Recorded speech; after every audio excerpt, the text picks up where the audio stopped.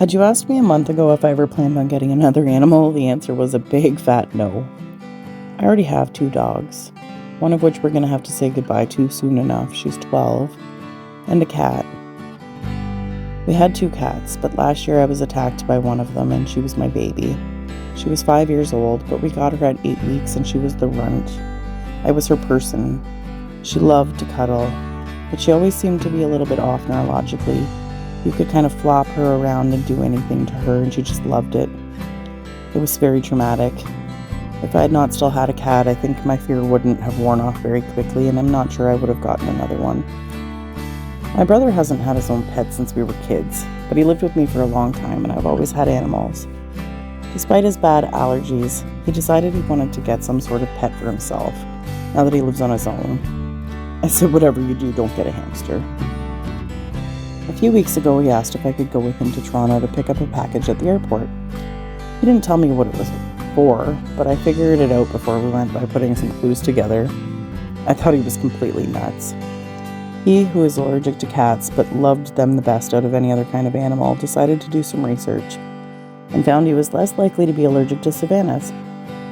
He kept telling me that the cat might end up being mine if he reacted, but their fur and dander are different than a domestic cat, so he was hopeful. To his surprise and my relief, he didn't seem to react.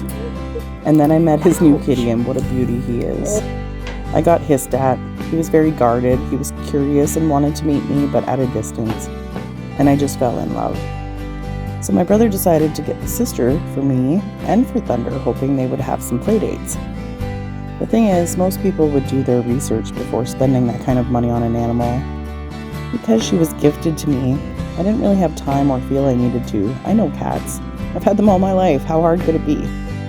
I understood they needed more activity, as they are literally wild, but I was pretty ignorant otherwise. Boy, was I in for a surprise. My little Lava, which was her given name, was not timid. She was so social and glued to me instantly. So of course, once I got her, I really felt I should read up on SAVANNAHs. So here are some interesting facts. SAVANNAHs are hybrids between an African serval and a domestic cat. Sometimes the domestic cat used are Bengals. They have a striking pattern resembling more of a cheetah, but can have some rosettes like you would see on a leopard. They are tall with a lean build and large ears. On the backs of their ears, you will see a light round spot called ocelus, meant to look like eyes. They're to warn off predators in tall grass. They almost glow in the dark. It's really neat.